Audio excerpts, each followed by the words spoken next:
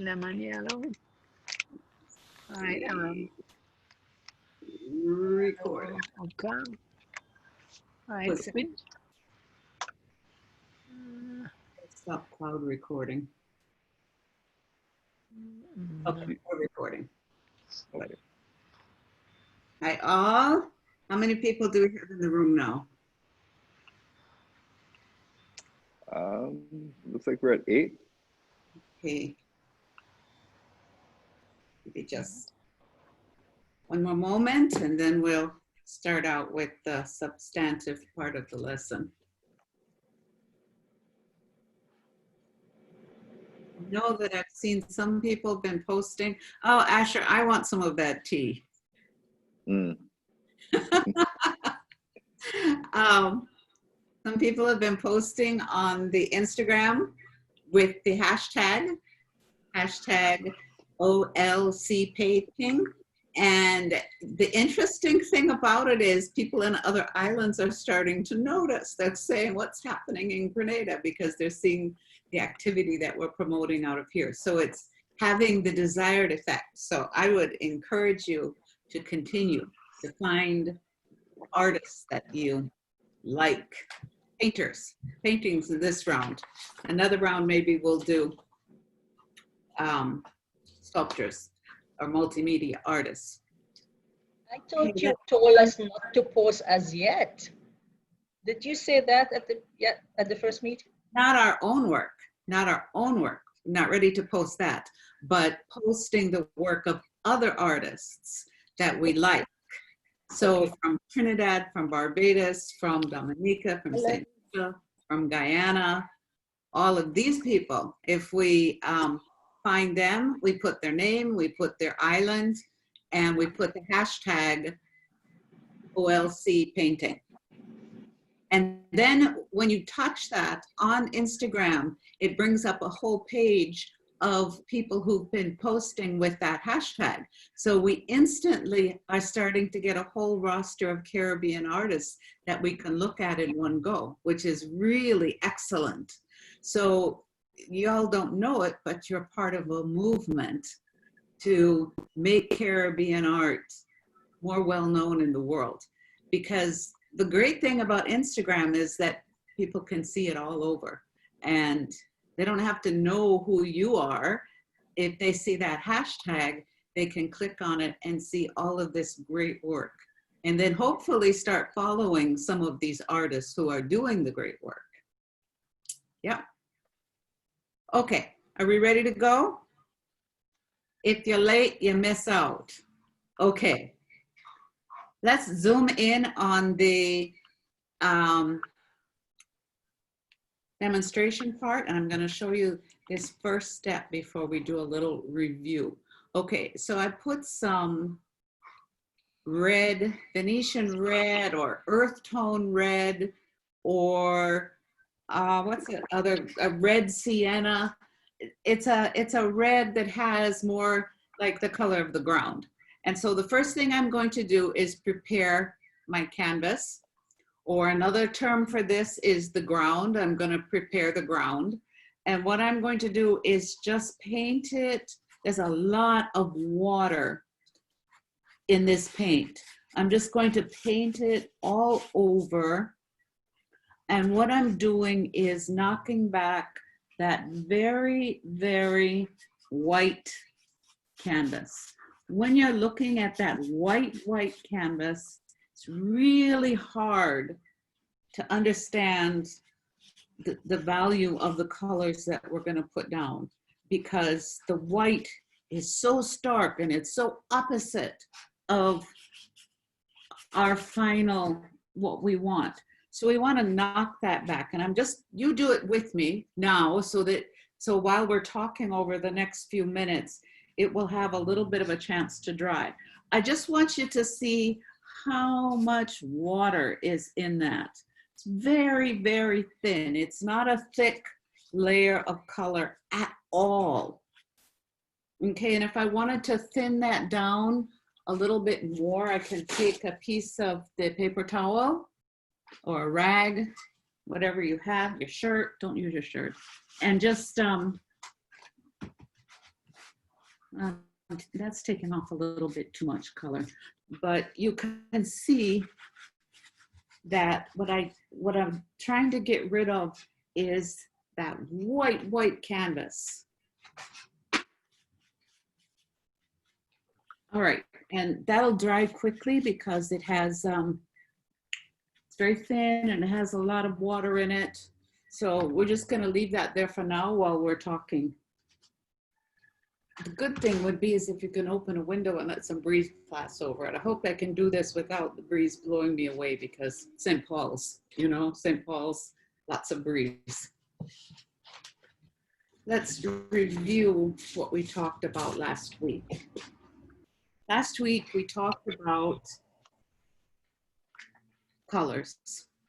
And color is the main underlying, I don't want to say thing. Thing is not a good word. Is the main underlying premise of my work. How color looks against each other, how it looks with each other. That's how I basically build my philosophy of how I paint.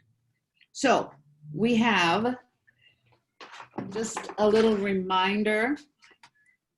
We have the yellow, the red, the blue primary colors. When we mixed them, we mixed yellow and blue and we got green. We mixed yellow and red and got orange, and we mixed blue and red and got purple. So then we learned that those colors that are opposite each other on this color wheel are complementary colors. And complementary colors work with the rods and cones in the back of your eye to make color appear more or less brilliant. So if you put orange and blue next to each other, you're gonna get a more brilliant look to the paint. If you put red and green next to each other, you get this more brilliant look. And again, with orange and blue, the purple and the yellow, those are the complementary colors. That's not complementary with an I as in, oh, you look so cute today. It's complementary with an E as, oh, what does complementary mean in English? Complementary is the word. Asher, you answer that for us? He's not listening. He's just minding the videos. Okay. So we have these colors, and what we learned is how they interact with each other. Then we also learned that my favorite color is gray.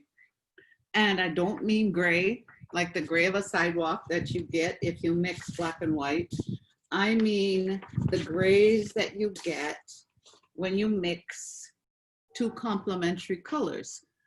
Okay, back to Asher says, complementary means combining in such a way as to enhance or emphasize the qualities of each other or another. So, example, 3 guitarists playing interlocking complementary parts. So that's exactly what we're talking about with the colors. The colors are complementary to each other, making each other look good. All right, so complementary colors, when we put red next to green, both of them look brighter, they look better. When we put blue next to orange, same thing. Purple next to yellow. But then when you mix those two complementary colors, you get an overlapping of color that makes a beautiful gray. And with the yellow and the purple, we got this gray that looks like it could be the shadow in a white dress. When we mixed this red and green, we got more of a brownish color. And the orange and the blue, we got this kind of a deep bluey, purpley color that you could imagine like maybe it's the shade under a leaf. Sometimes you don't know exactly what those colors are going to do till you actually use them, till you actually put them on the canvas. So then we talked about cool and warm colors. And remember, the cool colors are the colors of like the sea, the blues or the skies, the blues and the greens. And then the warm colors are more towards the red spectrum. So reds and yellows. And when I see this reds and yellows, I think carnival colors, bright costumes, flowers, balansier or heliconia, lobster claw flowers. So all of these are just terms that we use to describe the color. And we're going to be building a painting today. And the way we're going to be building it is using something that's called atmospheric perspective. Atmospheric, I'm putting it in the chat. Atmospheric perspective.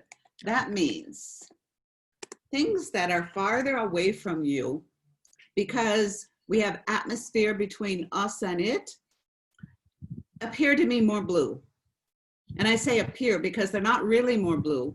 It just looks that way because there's air, there's atmosphere between us and it. Things that are closer have more of what we call a local color. So a green leaf, if it's very close to you, can look green or greeny yellow because you can see it. You can see the details. You can see the veins in the leaves. So things that are farther away from you, you see less and less detail and more shades and color and value, tending towards the blue. All right, so my first application of that reddish tone, it's pretty dry. I hope yours is too, but we'll give it a little bit more chance if it isn't. Asher, can you pull up the picture of Mongoso? So what we're going to paint today is my view from my window, which is a wonderful thing. I took this picture the first day, was it last week or late week before, that we didn't have any Sahara dust. So it was the first day in weeks and weeks that we'd been able to see it without it being all gray from the dust in the air. So it was a beautiful day. And so I took this picture of Mongoso. Those who know me as a painter know I've painted this mountain many, many, many times.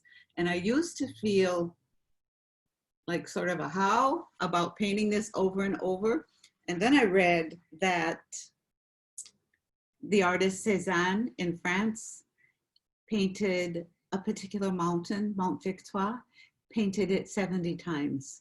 So I haven't painted Mongoso 70 times yet, so we're good. We're gonna keep painting it. I've lived in this house for about 27 or 28 years, so this view has changed a lot in terms of its human habitation in the last few years. You see those beautiful bright houses there in the middle. Those weren't there before. And after the hurricane, it was absolutely stripped bare. And this painting that you see in the background here, this is a painting of Mongoso after the hurricane, where it was just stripped to the ground. You could see every tree trunk because all the leaves were gone, and you could see houses that you never knew were there before. But good thing is, it grew back. So we are very happy that once again we can see it as it is. I'm getting messages here. Yeah, thank you. That was coming from, right, good. So ready to paint. first thing we're going to do is we're going to do a very simple outline of that picture. I sent that picture to you all in an email. I hope you have it. It should be in your email box. You can print it out. You can look at it on your phone. You can, it's kind of hard to look at it during the Zoom meeting. I don't know if we can try a side-by-side. I'm going to try it and see if we can get it. If you all are willing to bear with me just for a minute. I'm seeing share the screen. I don't think that's what I want to do. Asher, do you see a side-by-side on your, I'm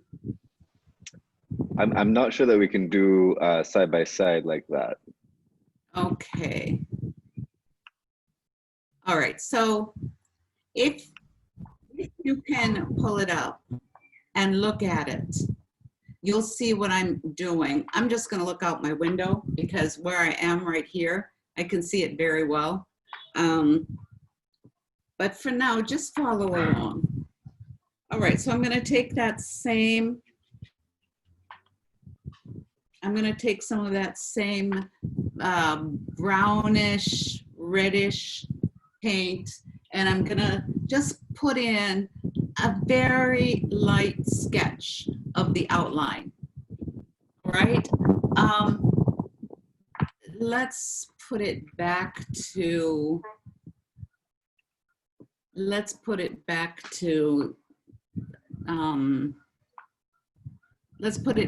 pinpoint on the demonstration. Okay, Janelle, you're asking if there was something you should have done to your canvas. Yeah, first thing we did was we just put a very light color of this reddish brown over the whole canvas. That's called your ground. It's an art term, okay? It seems that your phone camera isn't on. Okay, let me look at connected. that. Let's look at that. Huh, it's connecting to the meeting. Apparently it left for a minute, but it's coming back. Okay.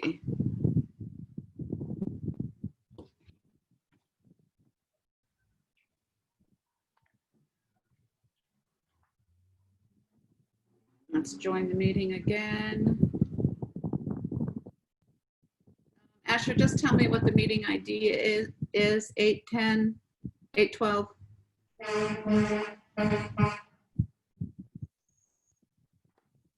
Bear with us.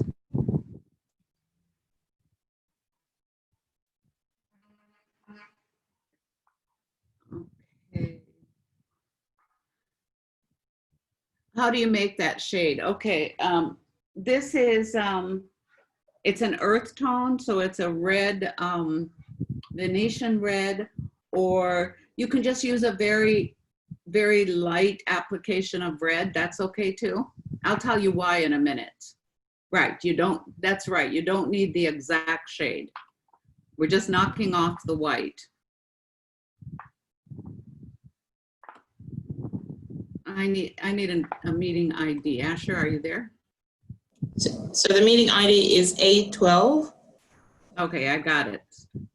Okay. Going with video and we're connecting.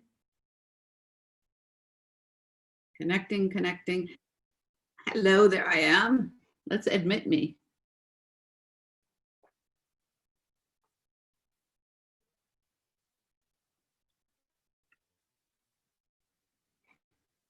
Okay. Call over the internet. Sorry, we lost you all that way. Can you see me?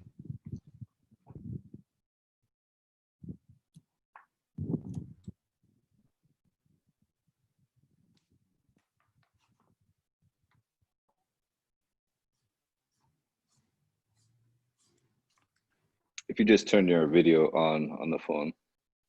Okay. Oh, it is on.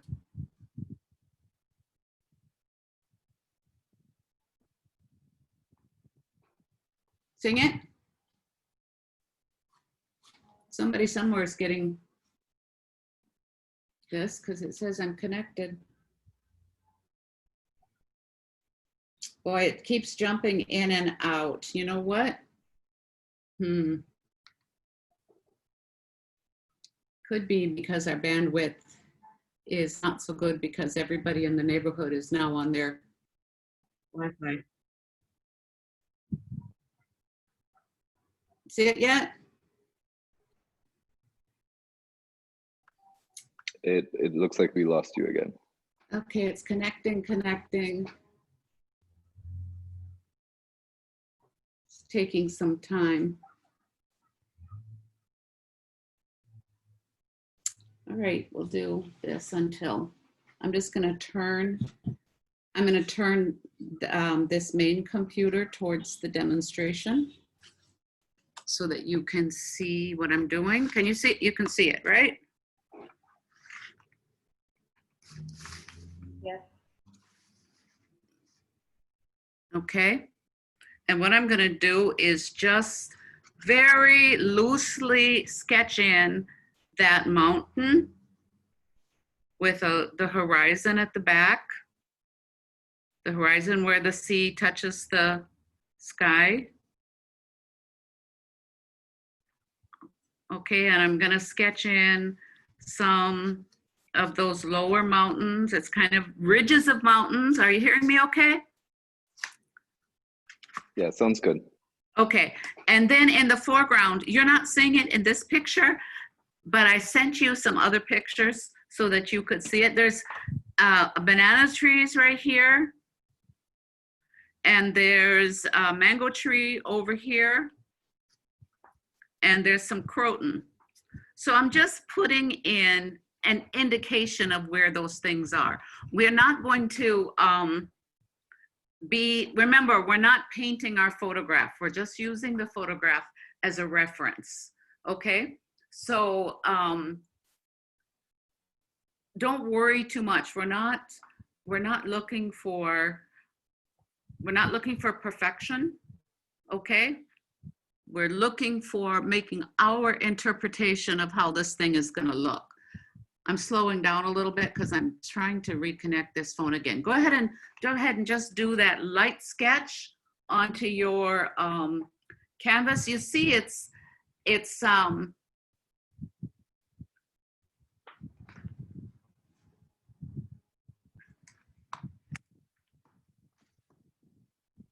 just a little bit of a indication as to where we're going to go. It's not even a roadmap.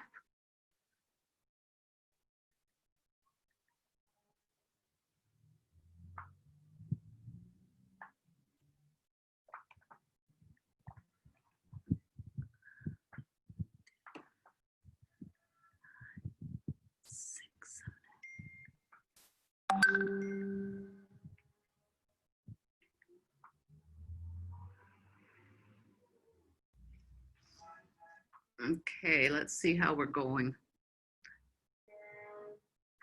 Am I there? Am I there? Yes, y'all see me?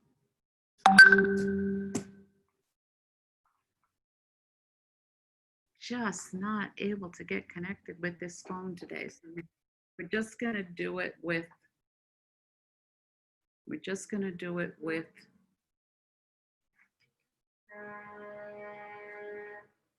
okay, I'm gonna give up on this and I'm just gonna do it with the demonstration from the computer. All right, so I went ahead and I put that light sketch in. Hope you've gotten your light sketch in now. The biggest thing is, don't be afraid, just go for it. We're not looking for perfection, we're looking for action. As you do it more and more, it's gonna get easier and easier. All right, so this is pretty dry. It's not wet at all, in fact. So the first thing we're going to do is put down the things that are the furthest away from us. We're gonna put down that sky and the sky where it touches the sea. So the sky where it touches the sea is the part that seems to be the farthest away. So I'm going to take a little bit of the yellow. I had put down on my palette some yellow, some blue, some red, and some white. So I'm going to take a little bit of that yellow and a little bit of white. I'm not mixing them on the palette. They'll mix together on the board. All right. And I'm just going to, at the horizon line, put some of that color in. I'm using the biggest brush I have. I don't know what size your big brush is, but I don't want to use a tiny little brush for this. I want to use a brush that I don't have to make too many motions with to get what I'm looking for. So I put that color in. That's the area that's furthest away from us. It's where the sky touches the sea. Now I want to clean out my brush because the next color I'm going to use is blue. And if I put blue into that brush while I still had yellow, I'm going to get green, and I don't want green because I'm doing the sky. So I want the sky to look blue. All right, so the blue, I'm going to take a little bit of blue and again white. You see how I mix? I just dipped into the blue on one side and I dipped into the white on the other side.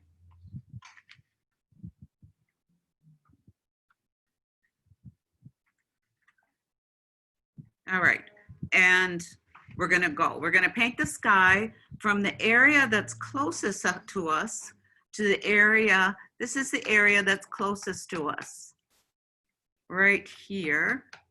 And this is the area that's the farthest from us. So we're gonna start with the area that's closest to us, and that's gonna have the deepest blue. So we start by putting our color down like this. And we're not putting it on like house paint. We're using big, loose strokes because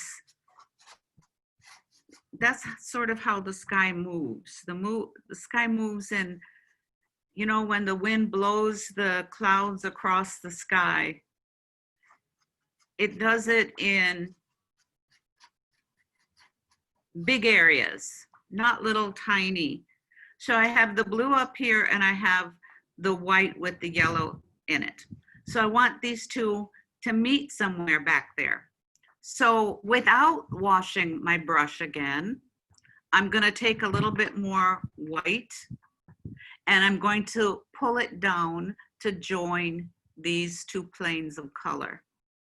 So here we go.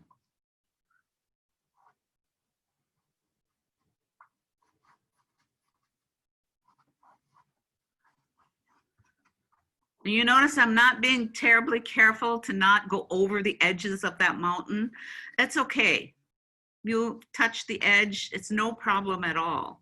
All right, so now I have a whole sky that looks like deep blue, looks like some clouds are there, and then it looks like where it's touching the sea. But I want those clouds to look a little bit more like clouds. Right now, they're sort of just looking like haze. And I don't want haze, I want clouds. So to make those clouds, I'm going to use this same brush. Remember, we had the blue in it, we had the white in it, and I'm going to add just a speck of the red, not much at all. And then a little more blue, a little white, and I get this sort of purpley color that looks like a shadow of a cloud. So I'm going to put that where the shadow of the cloud is. So when the cloud is closer to you, the bottom looks more fat. As it goes further away from you, the bottom gets thinner and thinner because that's our perception of it. No, those clouds are pretty fluffy in the picture. So I'm going to go ahead and take some more white and just add some fluff on the top of those clouds. You see how my brush is going? It's just going very, not prescribed, just very loose, very, has a lot of movement in it. This one that's further away, I'm just gonna keep going, but I'm gonna be barely touching the canvas. Just as light as I can. Just little bumps even. Okay, I'm gonna let you catch up. I hope everybody's doing good. I know that we're working under a little bit of a disadvantage. You take some time and catch up to where I am. Remember, we're gonna have the video of this online available. So if you feel like we're going too fast, later on, you're gonna be able to go back and look at the video again, right? Okay.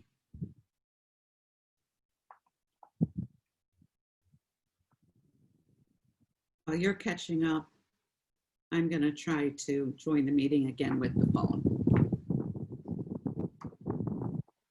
I really like how those clouds came out.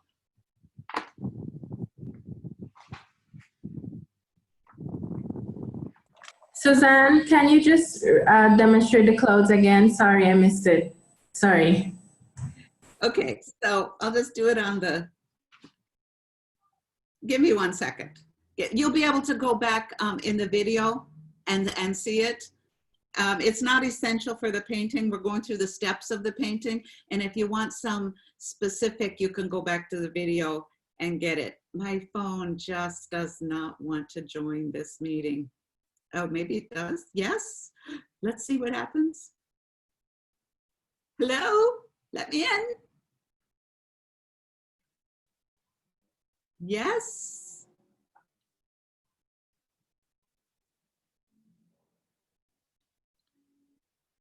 Am I there? It keeps saying connecting on my phone, but it doesn't connect. All right. So we should be at a point now where everybody has, the ground is put in.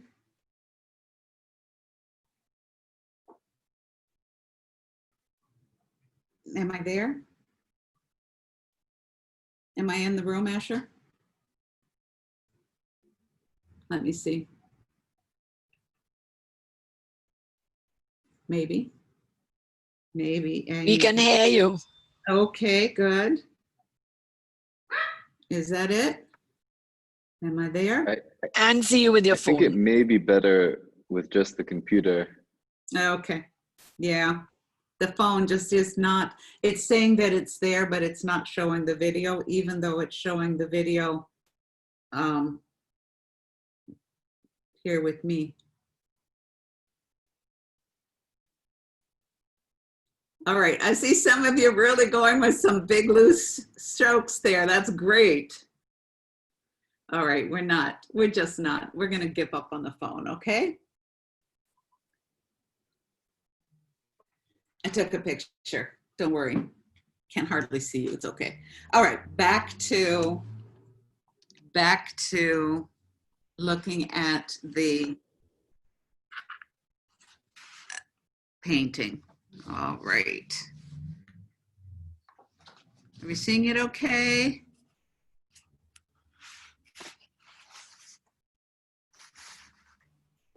That's not a bit. How's that? Let's pin it. Let's do it in the main window.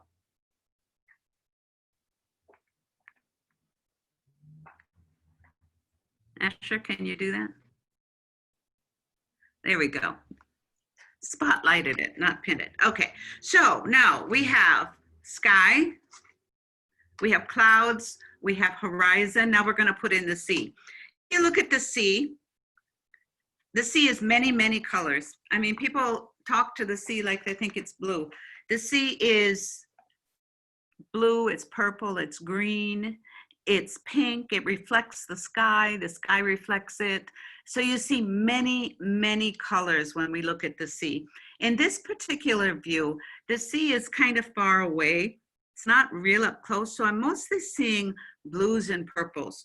So I'm going to take this blue again, and I'm going to take just a little bit of red to make a dark color. By the way, I didn't rinse out my brush between the sky and the sea because it's all blues, and I want this painting to be like all in harmony with each other. And one way to do that is to leave a little bit of paint in the brush as long as you're working in a particular color group. All right, so I've got some blue and I've got some red on that brush. And again, I'm using the biggest brush that I have. And what I'm going to do here is make the furthest point that we're seeing. And the furthest point we're seeing is where the sky touches the sea. I've made this one stroke going all the way across. It's very tempting to go back and try to straighten up all the little irregularities. You know, the brush skipped a little bit right there. It's tempting to go back or to go back with a tiny brush and fill in all of these little skips. Don't do it. You will mess up your painting. It will no longer look spontaneous. So the sea that's farther away has a different color than the sea that's closer to us. So I'm just going to take a little white and a little blue and mix a lighter color of blue for that sea that's closer to us. And I'm going to put it right down here, and I'm not going to worry about going next to that mountain. All right, so I did one side, and now I'm turning the brush over because I have more paint there. I did one side, I turned the brush over, and I'm going the other side. Now there's this sort of a line between the two, between the darker part and the lighter part. And for me, the best way to obliterate that line and to make it seem like all one seamless sea is to just take my finger and just rub it between. Now the red got a little bit overpowering right here, but I'm not going to worry about that. It's fine. So I have the sea, and it looks like the sea far and the sea coming closer, the sea near. I'm going to put a little bit more in this valley here, a little bit more here. When we do the week where we're painting a seascape, I'm going to show you some techniques. So to make, it's like tips and tricks to make you understand how water can really look like water. So that'll be for the week that we do a scene, a beach. We're going to do a beach, and it's going to have water in it. And I'll show you those techniques with the brush and the paint so that you can make water really appear to be water. Okay, so we have the sky, we have the sea, we have the clouds. We're going to start on the mountains. Now, the ones that are the farthest from us are going to have the most blue tones in it. The ones that are closest to us are going to have more greens and yellows because they're close. Okay, I need a little bit more blue on my palette because we've been using the paint pretty thinly up to this point, but now we're going to start to use the paint thicker. So I put out some more blue. The yellow's good. I'm going to put out some more red.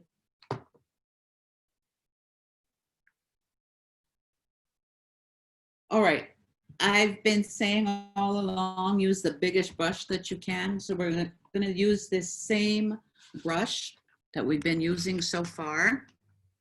And I want to rinse it. I want to get some of that white particularly out of it. I don't want the white in it for now. Okay, so I've got most of it out. I'm going to squeeze that out a bit with a paper towel because I really want the paint to be thicker from here on out. The thicker the paint is, the more texture you're going to get. The more texture you have, the closer it appears to you. So this mountain has a lot of blue in it. Right now it's afternoon, so I'm seeing some beautiful shades of green and shadows from the clouds rolling across the mountain. So I think the picture that you have is a morning picture, but that's just for a guideline anyway. So I'm gonna do what's in front of me right now, and that is evening. Okay, here we go. So I'm going to put in, first of all, some shadows, and those are kind of thin. Those are not really very thick. And by that, I mean the amount of paint. What That's- colors did you use for that, please? Use blue. I put some blue on one side and I put some red on the other side. So all of that mixing is going on the canvas itself. All right, so I'm just gonna put some shadows in. I'm gonna take that shadow right down to where the next set of mountains start. And you notice I'm not scrubbing in like you paint a house where you go up strokes and down sideways strokes. I'm just sort of letting that brush bounce and have some movement. I'm trying to use as much of my arm as I can. I'm trying not, I mean, one of the mistakes that's so easy to make is that you grip that brush like it's a pencil in school and you're doing everything with your fingers moving it. I don't want your fingers moving it at this stage. I want it to come from your arm, because your arm comes out from your shoulder and your shoulder is connected to your heart. And your heart is where all that creative energy comes from. Just my theory. Okay, so we have this main mountain here, and I just put in some shadows for her. And now I'm gonna go to these that are further away from us. And remember, we said the further away something is, the less detail we're gonna see. So I'm gonna take that same color that we were using, but I'm gonna add just a little bit of white to it and fill in that mountain there. And then this one going back, I want it to be just a little different again. So I'm gonna put in a little yellow in that to make it seem like it's a little farther away. And again, these would have some shadow because there's trees, and the trees, the sunlight's hitting the trees, and where it isn't hitting the trees, it's you're getting those beautiful shadows. So I want to bring this most of the way down before we go back and add some color detail. I want each of these mountain ranges to be a little different. So that one that's in the middle ground, I think I want to put some yellow and some red to make a kind of an orangey ground. And that's going to be the color that's underneath everything. So that red's really strong, but that's okay because we're going to knock it back in a little while. All right, so I just took a plane of red going across there. Big brush, move the color quickly. Don't try to be perfect. If you want perfection, wrong class. What I want is expression. I want to see how this makes you feel. And when I look across at this mountain, I feel fantastic.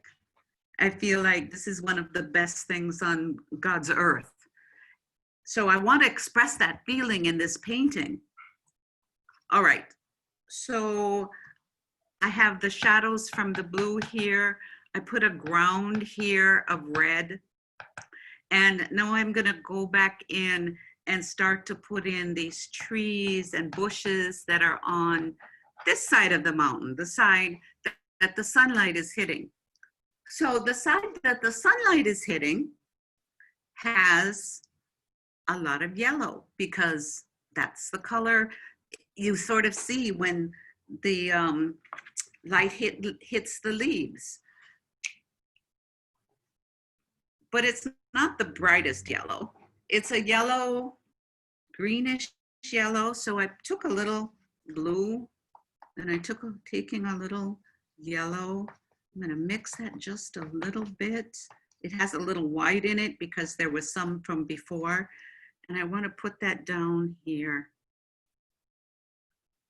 to make the top of that next ridge. And I want a little bit more yellow because the sun is really hitting it nicely up here. And I'm just gonna use my brush. I'm still using this same brush. I wanna take my brush and just sort of scumble it in, sort of hit it. And here on the shadowy side, the paint is picking up some color. So it's not as bright as it was over here. I want to go back again with the yellow and a little bit of white and touch just the top of this range right here to make it stand out from the back so that it looks like those are trees. We can't quite tell what kind of tree because it's a little bit too far from us, but it's yellow, it's green, the sunlight's hitting it. It's beautiful. All right, so let's see what we've got so far. We have got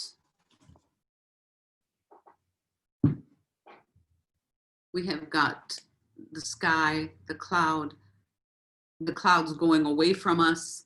We've got the sea, the horizon. We have this mountain. We have this part of the mountain that's really in the shadow so that it gives it some volume. And we have that middle ground of mountain that's sort of closer to us, but it's not really close yet. Now we have to put some color on that to make it come towards us because the blue was going away from us. Now we want to make the color, we want to make that mountain come towards us. So we're going to use some warmer colors.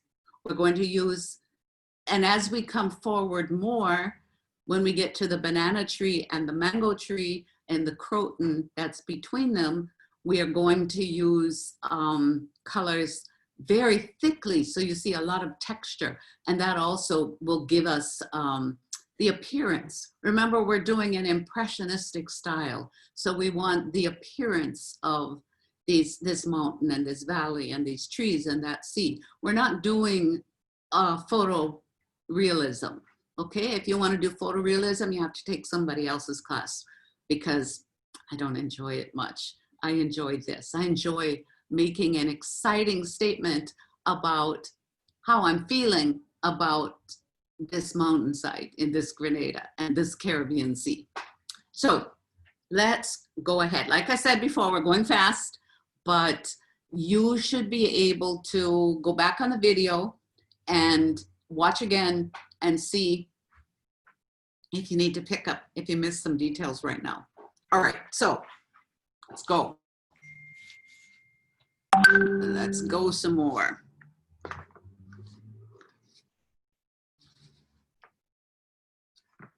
Okay, now we put this reddish color as our middle ground.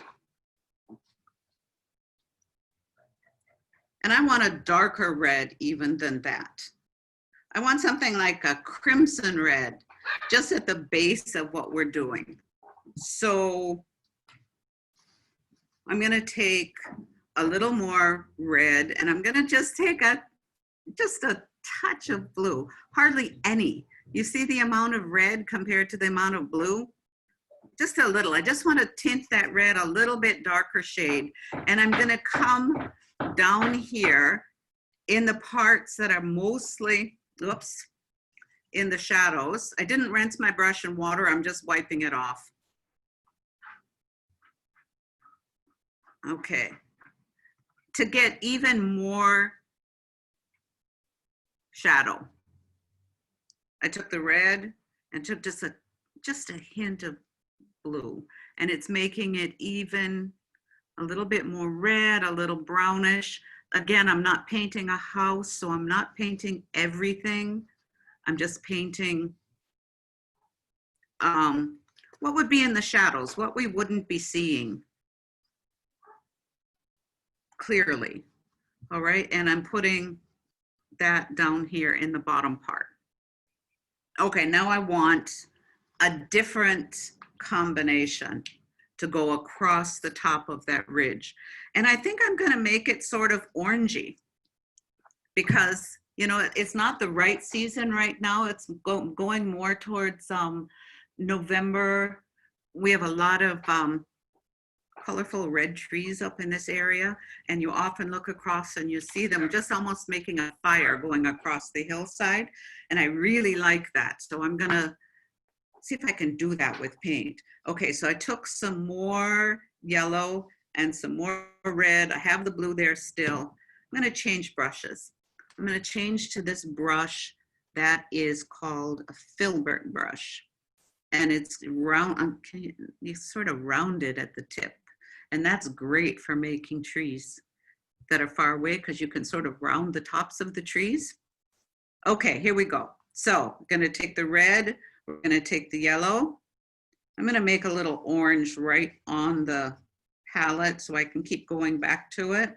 So I have the orange, I have the yellow, and I'm just gonna pounce those colors in. Remember we talked about complementary colors before?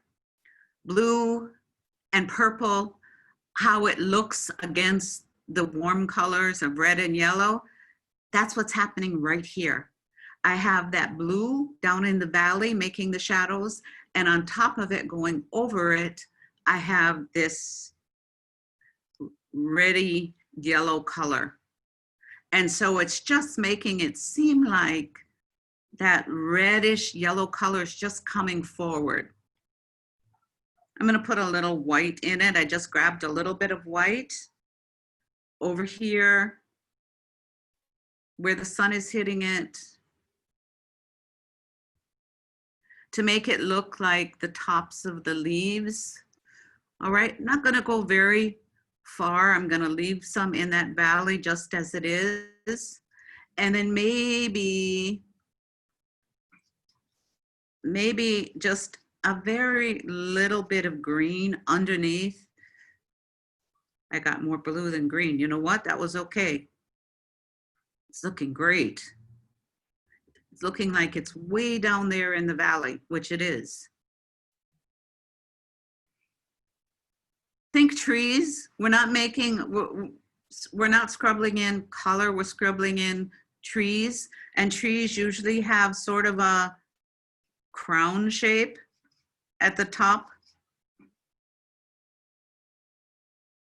Okay.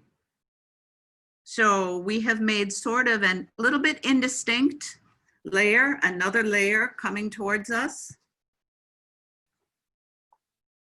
But we're starting to see something that looks like a valley and a mountain and the sea and the clouds and a landscape of Grenada. All right, the next thing we're gonna work on is those banana trees.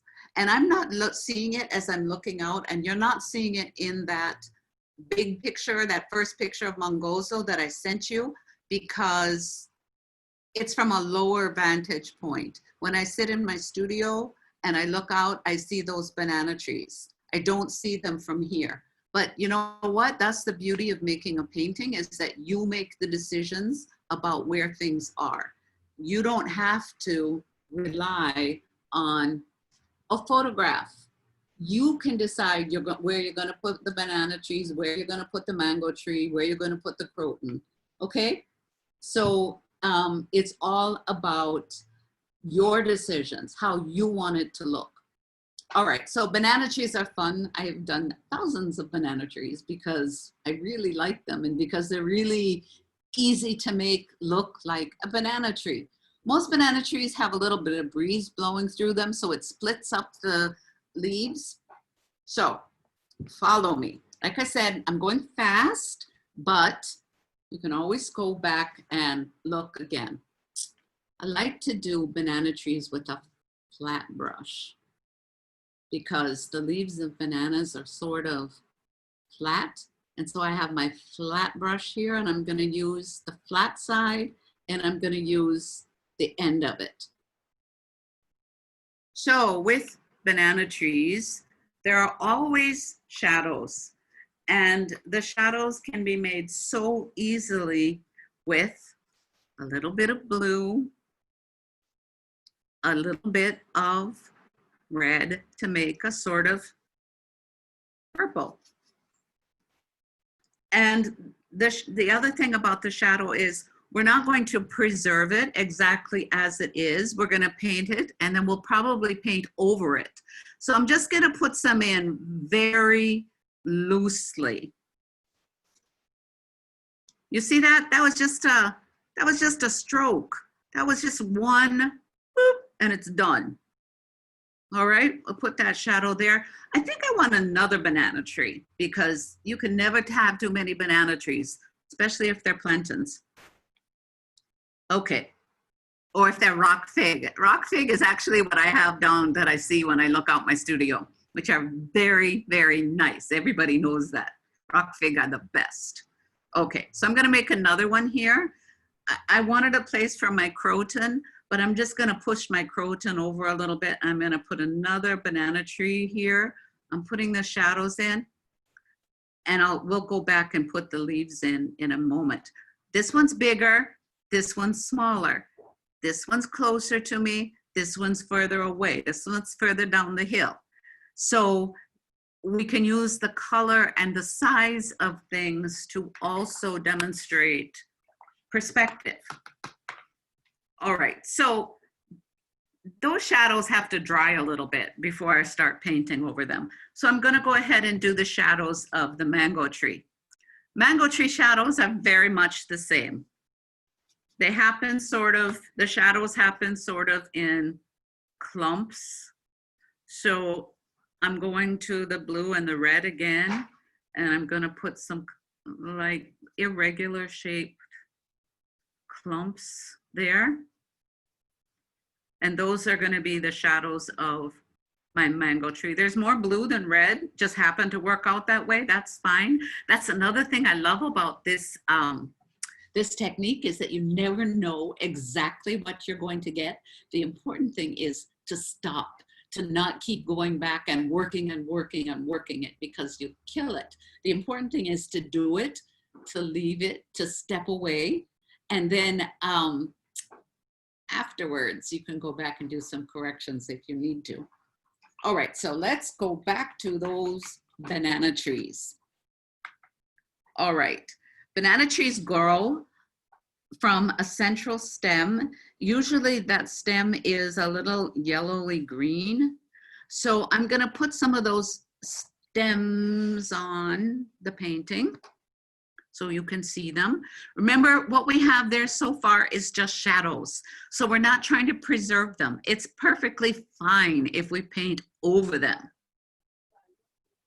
Okay, so that stem is mostly some yellow, some blue, little bit of white, and we're gonna use the end of the flat brush to make it.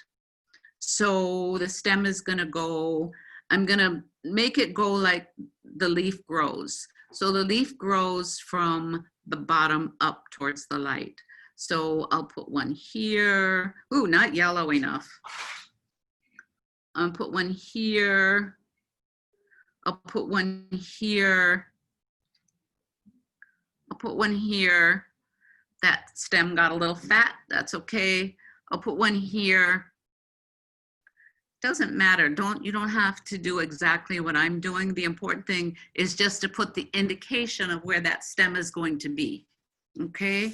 And again, let's do the little one. I'll put one here, I'll put one here, put one there.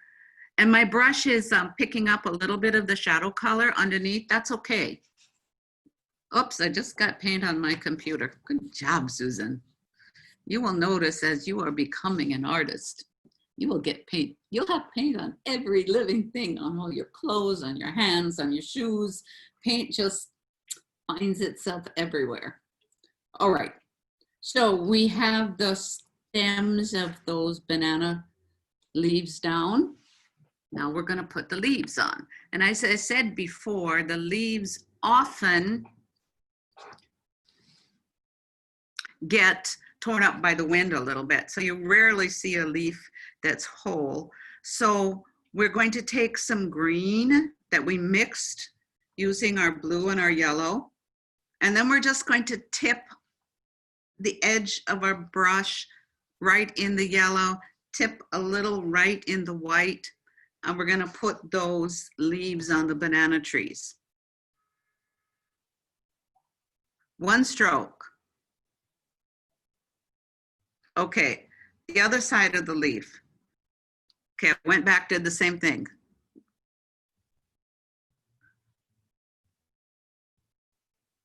One stroke. Now, I know I sort of obliterated my stem, so I'm gonna go back in and just give it a little touch again.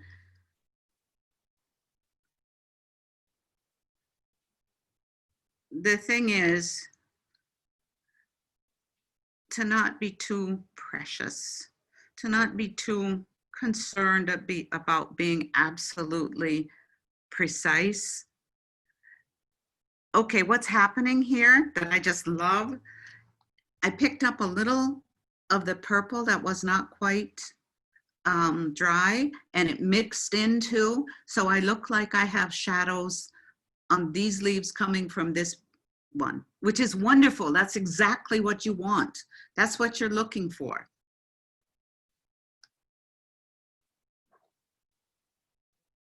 And you see the ones that are going away from you don't look quite exactly like the ones that are coming towards you. Like this one is coming towards me, so it's gonna be a little lighter. And that's fine. Now I'll do the little one. A little bit smaller because it's farther away from us. Maybe it's a younger tree. All right, now I did that on purpose so that I could show you this. I didn't do it on purpose. I'm just acting like I did. Okay, so the tree in front actually should overlap this one. So I went back with some more white and I'm right. So I can make the tree closest to you should overlap the one that's farther from you. So the light here is hitting in a couple of places. So I just want to, I want this to go up a little higher. I want this to cover that gap between the mountain. So I'm gonna just take a little more paint and make that banana leaf just a little bit longer. And what that does is it makes it look like it's closer to us. All right. How are we doing? Oh, we're doing great on time. All right, mango tree. Mango trees are made up of clumps of leaves. So you see a branch, you see a little umbrella of leaves. And so we're gonna make the leaves. I need to get some more blue and yellow. We're gonna make, we put the shadows in already. So now we're going to make the leaves with our blue and yellow, but we're not gonna use the banana stroke leaf. We're gonna use a mango leaf stroke. I think I said all that wrong. We're gonna use a stroke that looks more like a banana leaf. So I need an editor. Okay, we're going to make a stroke that looks more like a mango leaf than a banana leaf. And if you don't know the difference from looking between a mango leaf and a banana leaf, you need to spend more time outside. All right.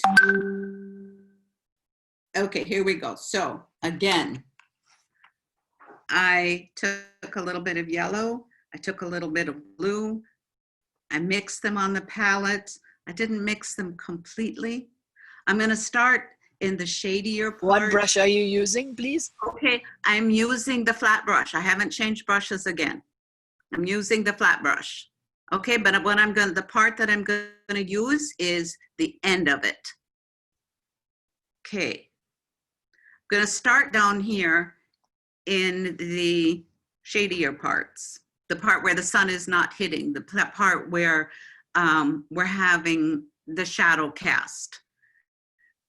So my strokes are going to be the way that the mango leaf grows. So I'm making a stroke. Let me do it over here on the paper so you can see before I start.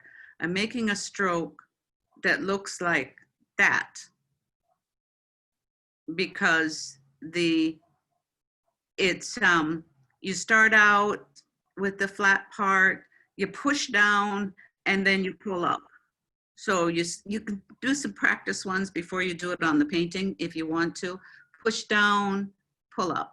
And so it automatically gives it a very nice shape without you having to do a lot of work. All right, so I went back, I got some more yellow. I got some more blue. We're gonna start in on those leaves and see if we can make that tree. All right.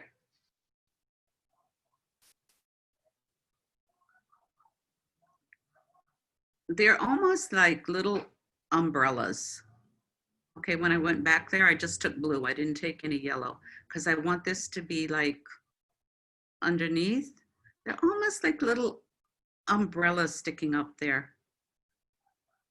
You see what I mean? So this is the part of the tree that's in the shade, in the shadow. Okay, this is the part where the hummingbirds hide.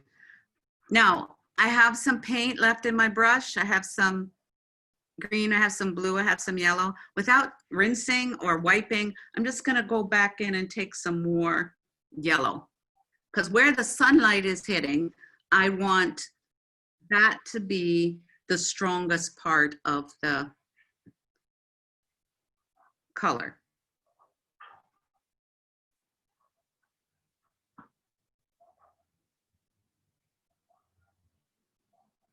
Now, tell me, I mean, I could be wrong. I've only been painting mango trees for 30, 35 years, but I think that looks like a mango tree. And it's just from making the paint and the stroke look like these little umbrellas of color. I have a little bit of white peeking through a little bit of the ground. And you know what? That's fine. That's okay. I especially don't want to go in and try to cover that up with a tiny brush. Okay, so I got some more yellow. I got some white. I'm just making these little leaf-like strokes here. Is that just one banana or mango tree, or is it? That's one tree, one tree. And we're gonna connect it all by putting some branches on it. It's one tree. We're seeing it from a very high perspective because that's our view. The view is seeing across the valley. And so we're almost seeing the mango tree from above. But we're gonna connect it by doing this. We're gonna put some branches in. So to make some branches, go back to this yellow, again, go back to the red, and we're gonna mix up this color here that looks sort of orange, but if we go back to the blue, don't mix it in, just leave a little bit on the edge of your brush, and we're gonna make some, using the tip of our brush again, we're gonna make some branches going down that look like these are the branches that are holding up the leaves of our tree.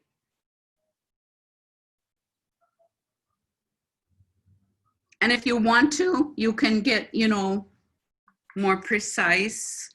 If you want to, you can get a little brush and go in and put some more little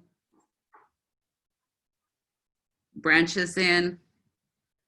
That's just, you know, that's your choice as to how much detail that you are going to put.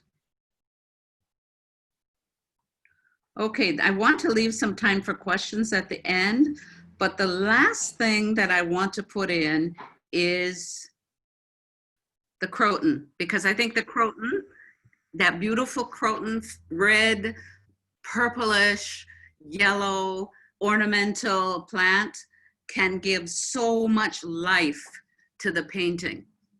And we're going to do that. Oh, I wish that I had with me here something between these two sizes, because if I did, I would use it. But since I don't, I'm going to start with this one and then maybe finish up with this. How I want to put this croton down, I want to put it down really, I want to put it down thick so that you see the edges of the paint and that the edges of the paint actually imitate how croton grows. Croton is so shiny and waxy, and you look at it and it seems so sturdy. And that's how I want to portray it in my painting. So I'm going to use the paint just directly. I don't want to mix anything with it to water it down. Okay, so I'm going to put the croton right here. This is a little bit red back here. And in order for that croton to show up as best it can, I'm just going to put a little blue. That wasn't so thick. That was some of the blue that I'd mixed before for the shadows for the mango tree. So I'm just going to put a little blue, a little dark color behind there, because that's what I'm going to need to show for the croton to show off its best self. Okay, I've been using one kind of yellow, and I'm just going to add another yellow because it's a little bit of a different shade of yellow. It's a little bit warmer. I don't know if you can see that on the screen or not, but I want those two kinds of yellow. All right. And I want this brush to be, I've cleaned all of the blue out of it, cleaned all the purple out of it. Okay, now we're going to start with, and we're going to fill up the brush.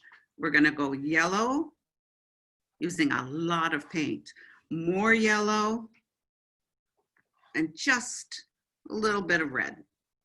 But you can see it's thick. You know, it's like, I don't know what else you would put on that thick, maybe toothpaste on your brush. And we're going to put this croton right here going down the hillside. And croton grows sort of in a wavy kind of pattern. So I'm going to put it down once, and I'm not going to go back and fix it. Just putting the yellow, the little bit of red, letting it grow towards the center point, because that's what croton does. It grows out of a central stem. And it's kind of curvy, you know, depending on what kind of croton it is. Remember what I said before, to stop, don't keep going? This is one of those times. You know, you don't want to spoil it. Right now, it's looking like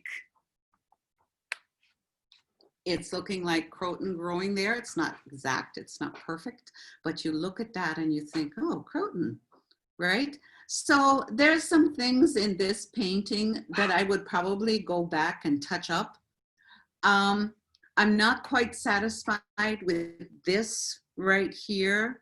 So I would probably go back and maybe add some different kinds of greens to these red trees. That's the main thing that's catching my eye right now. One of the best tips that I can give you is to walk away from it. Don't fix it up too much. Walk away, turn it to the wall, don't look at it. And then after you've given yourself some time for your mind and your eyes to get quiet, then to go back to it and start looking again and see what it is that you would like to embellish it with. I'm not going to say fix it because there's nothing wrong with it. You don't have to fix anything, right? But embellish it to make it more to your liking. All right, so we have a few minutes. If anybody would like to hold up what they've done so far or have any questions, I would be happy to answer some questions. Don't tell me I'm such a good teacher that y'all don't have any questions. That would just be wrong. I'm wondering about my mango trees. Yes. Oh, where is my picture? I can't see it. That's weird. You lost the picture? I can't. It's not showing up. It's weird. You may need to turn off your virtual background. Oh, that'll be interesting. It took me a while to figure out how to turn it on. Listen, we're all figuring this out, believe me. Okay. Somebody else can go ahead while I figure that out. Any other questions? Anybody else want to hold up their painting? I do have a question. It's regarding the videos. I couldn't access last time videos. I'm afraid I can't access today's video as well.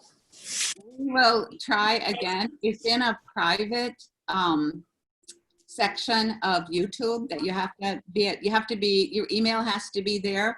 And I thought I had gotten all of your emails there, but if you did not, if you were not able to access it, send me your email again and I'll put it in that section to see if we can get you in. Some people did get into it, right?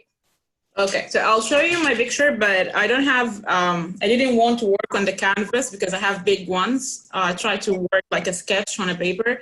It's so ugly, I know, but at least. Yeah, no, you did great. That's like it. I had a problem with it's a paper, so it's not absorbing the colors and they mix up with it. Yeah, paper is not the very best for this technique.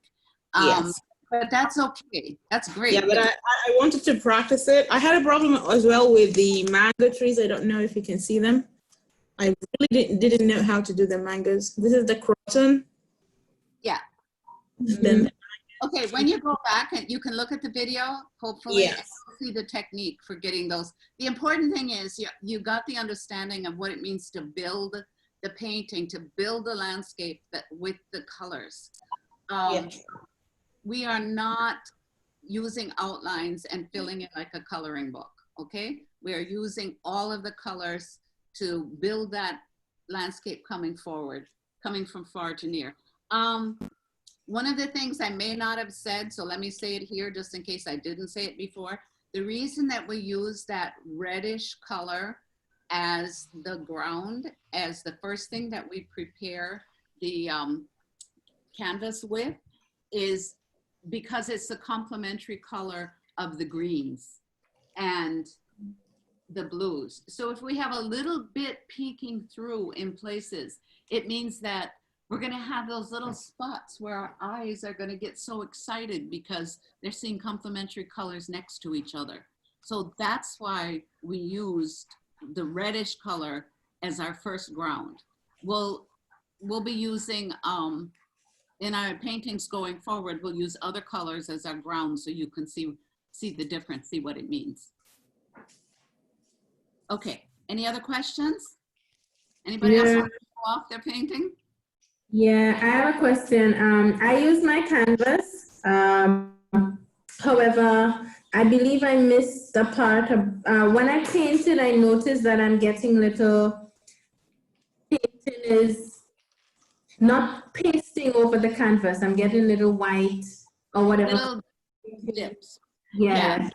That's why we paint, that's why we paint the ground. The first step, the very first thing we do is paint the whole thing in this light color of reddish brown.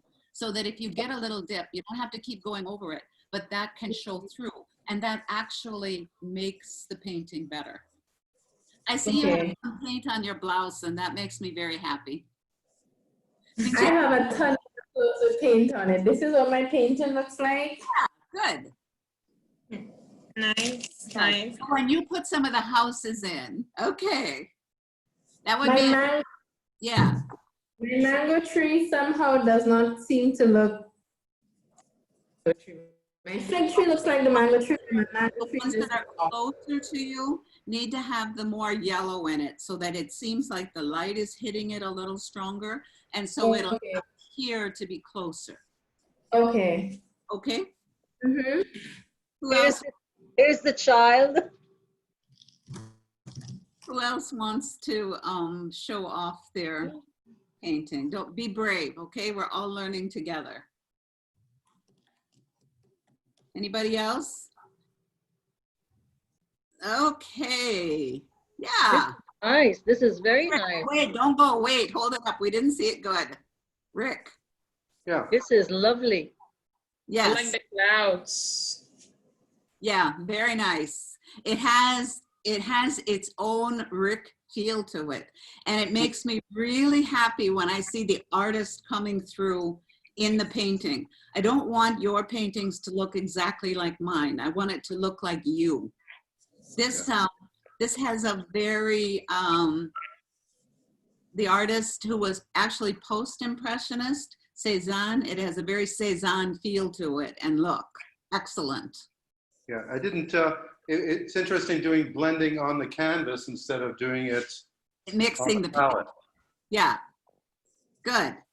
So Anybody? that was challenging. I'm finding, the one thing I wanted to ask about is I'm finding that the paint is drying really quick. Yes, because we live in Grenada.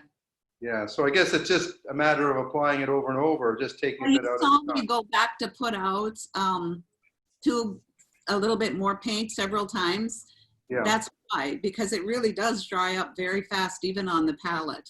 And so Yeah. I don't want to put out a whole glob and lose it because it's gotten hard. exactly. Okay, I thank you. love the texture that you got in your banana leaves because it makes it look like the actual ribs of the veins of the banana leaf. Thank you. Okay, I finally figured out how to get rid of my background. Oh, wow. Let's see, is that, okay, Jim or Ann? Asher, put on somebody. Who is this? That's Jim, okay. Yeah. Good. Very good. Jim, you are getting, you have gotten the feeling of atmospheric perspective because those mountains in the background, the smaller ones, they look much farther away than the big one, Mongozo, who's closer to us. That's very nice. I have to work on my mango tree. That's Okay. nice. Suzanne is mine. Okay, Ann, let's see. Oh, wow. So Ann, there you go. The banana tree is the best, I think, of the Oh, lot. it's lovely. yeah, Nice. There is there is a beach. You still have yellow. I don't know why. that's your prerogative. If you want to put a beach, that's fine. Well, that was supposed to be the bit that was white or something. You remember the sea was lighter in the front, but it came out. I would say that you need to use a little bit more paint in your brush. Yeah. I know our tendency is to always spare the paint because it's expensive, it's hard to get, it's, you know, I would say Okay. just use a little bit more. Don't water Okay. it down, don't water it down, just use the acrylic paint thick and, you know. use Yeah, I it- think it's looking too much like watercolor. it- Yeah. Because you have a lot of water in it. Yeah. Yeah, so Okay. you can continue to work on it. This is, you know, Okay. this was an hour. This was not much time. No, it was quick. Very All quick. right. Yep. Yes. Anybody else want to be brave? Good. Yeah. Can you see mine? Yeah.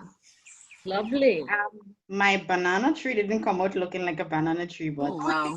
God, So, I think it really does. yeah. It looks like a You got banana. the The wind is just whipping. you got the clouds very nice like up at it. the top. Yeah. really, I'm not satisfied with it. Mango tree's It good. looks good. So keep working on it. Okay. It's a great effort.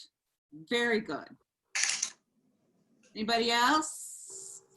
Before we leave today, I will put the recording up in the YouTube section, so you can go back and look some more. Remember, these lessons are just a starting point for you. And I don't want anybody to feel discouraged that you're not satisfied, because one of these times I'm going to show you a painting that I did when I first was starting, okay? It wasn't like what I paint now. The other thing is, remember your Instagram responsibilities, finding artists from other islands in the Caribbean. You can go up the chain, St. Lucia, Antigua, St. Kitts, Virgin Islands, find artists who you like, put their name, put their country, put the hashtag OLC painting, online Caribbean painting, and that way we share with each other, we enlighten each other. Okay, Asher, do you have any instructions for us finally? No, I think you covered everything. I have a question. Yes. So Susan, I'm having real problem painting on the paper, which it was recommended for painting. It's crumbly, it's getting wet, it's not allowing me to work. So recommendation that we don't use the paper and go straight into canvas? Yeah. Okay. Yeah. Okay. I mean, that's the best. I mean, Yeah. the canvas boards are a little bit less expensive than buying the stretched canvas. And the canvas boards are fine for what we're doing now for the practice. Yeah. And do you have that in Art and Soul? I am not sure if we have any. Bryden and Miners may have some. Okay. Yeah. Thank you. Yeah, and we have on the way some canvas. It's not paper, it's canvas, but it comes in a tablet. It's not stretched, but I'm not sure. It might be 3 or 4 weeks before it gets here. Okay. Yeah. Last week they had canvas boards at Art and Soul. Okay, so there may be some still. Okay, if that's it, I will leave you all, and thank you so much for participating today. Thank you for being patient with our technology difficulties. We tried to set everything up ahead of time, but sometimes it just doesn't work. So, you know, we'll keep going together. I think maybe our time of day is against us a little bit, because I think there's a lot of people on the internet, and so it's using up the bandwidth. But anyway, not using that as an excuse, just wanting to thank you all for hanging in, and I will see you next week. Thank you so much. Thank Bye you, now. Susan. Thank you, Thank you. Asher. Thank you. Bye, and thank you. Bye. Bye-bye.